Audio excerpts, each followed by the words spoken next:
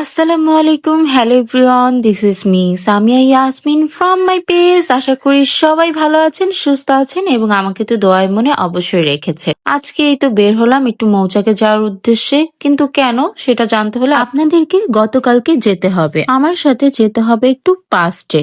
চলুন তাহলে দেখে আসা যাক পাস্টে কি হয়েছিল। গতকালকে ডিসিশন নিয়েছিলাম বাবু ঘুমের থেকে উঠলেই বের হব, আমরা একটু ঘুরতে যাব, কিন্তু বাবুর কোনো জামা কাপড়ই ওর ফিট হচ্ছিল না। মানে কোনো জামা ছোট হয়ে যাচ্ছে, আবার কোনো জামা একদমই হচ্ছিল না। আর প্যান্ট তো একটাও ওর মাপের আর হচ্ছিল না। যেই প্যান্টগুলো ওকে আমি 1 বছর আগে কিনে দিয়েছিলাম, ভেবেছিলাম সামনের বছর পরতে পারবে, কিন্তু তার পরতে পারেইনি, বরং প্যান্টগুলো সে একদিনও পরেনি। এরকম প্যান্টের সংখ্যাই বেশ। একটা প্যান্ট মাত্র 3 দিন পরেছে, আর বাকি প্যান্টগুলো সে ছুঁয়েও দেখেনি।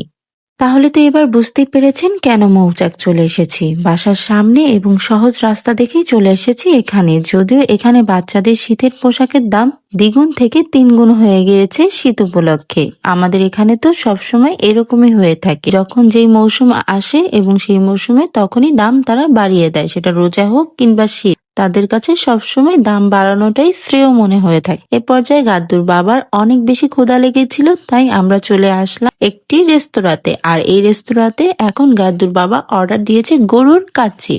মৌচাক মার্কেটের পাশে আল্লাহর দান এই রেস্তোরাঁতে যোগ হয়েছে প্রতি মাসের 5 তারিখে একটি বিশেষ অফার, যা আপনারা যারা দেখতে চাচ্ছেন তারা অবশ্যই কমেন্ট বক্সটি ফলো করুন। ওখানে আমি বিস্তারিত আপনাদেরকে জানিয়ে দিব। কথা বলতে বলতে চলে আসলো আমাদের কাচ্চি বিরিয়ানি। আর এই কাচ্চি বিরিয়ানির টেস্টটা কিন্তু একদম অস্থির ছিল। আসলে মৌচাকের এই দোকানে আমরা এর আগেও খেয়েছিলাম কাচ্চি, তাই এই লোভেই আমরা আবারও চলে আসলাম মৌচাকের এই কাচ্চিটি উপভোগ করতে। যদিও খুবই সুন্দরভাবে আমাদেরকে সার্ভ করেছিল, কিন্তু আমরা সালাদটা পাইনি, সালাদ শেষ হয়ে গিয়েছিল। এভাবে করে আমাদের খাওয়া দাওয়ার এই পর্বটাও শেষ হয়ে গেল।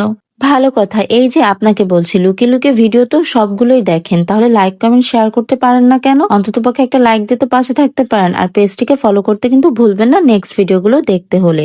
এখন আসুন মূল কথায় যাই। এই যে মার্কেটের ভিতরে আপনাদেরকে নিয়ে যাচ্ছি, সবগুলোর দামই কিন্তু অনেক বেশি বেশি করেই তারা চাচ্ছিল, যদিও আমরা দরদাম করে নিয়েছি। কোনো গেঞ্জির প্রাইস চাচ্ছিল 600, কোনোগুলো 800, কোনোগুলো আবার 1000-1200 উপরে চাচ্ছিল। আর এখানে গাদ্দু বাচ্চা অনেক বেশি জিদ করছিল, তাই ওর বাবা একটু ওকে বকা দিয়েছে যে এগুলো ধরে না, খালি এটা ধরে ওটা ধরে। এভাবে করে বাচ্চারা আসলে মার্কেটে অনেক বিরক্ত করে। আর এই তো গাদ্দু বাচ্চা যখন কান্না করে আমার আসলে দেখতে অনেক ভালো লাগে। কার কার বাবু দেখে কান্না করাতে ভালো লাগে একটু কমেন্ট বক্সে জানাবেন।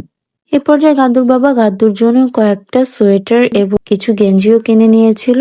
এভাবে করে আমরা চলে যাচ্ছিলাম। আর আপনারা যারা জানতে চাচ্ছিলেন আমার ব্যাগটা কোথা থেকে নেওয়া হয়েছিল, ওই যে প্রজাপতি ব্যাগ হাউস, ওই দোকানটি থেকেই কিন্তু আমার ব্যাগটি কেনা হয়েছিল। আর এই দোকানটি হচ্ছে সেন্টার পয়েন্টে অবস্থিত। এ পর্যায়ে আমরা চলে গেলাম বেস্ট বায়ে। বেস্ট বায়ে যে আমার কিছু পার্সোনাল কেনাকাটা বাকি ছিল, তো সেগুলো আর কি একটু কেনাকাটা করে নিলাম। এখানে কিন্তু অনেক ধরনের অফার চলছে, যারা আসতে চাচ্ছেন তারা কিন্তু বেস্ট বাই নিকটস্থ শোরুমে আপনারা ভিজিট করতে পারেন। আর এখানে আমাদের এরিয়াতে ওয়্যারলেস মোড়ে কফির একটা ব্যবস্থা চালু হয়ে গিয়েছিল, তো আমরা একটু কফি পান করে নিচ্ছিলাম। আর এখানে তো গাদ্দু বাচ্চা কফি খেতে চাচ্ছিল, ওকেও একটু দিয়ে দিলাম। এ পর্যায়ে ভিডিওটি শেষ করছি। ভালো লাগলে অবশ্যই লাইক কমেন্ট শেয়ার করতে ভুলবেন না এবং আমাদের পেজটি ফলো করে পাশে থাকবেন। আল্লাহ হাফেজ।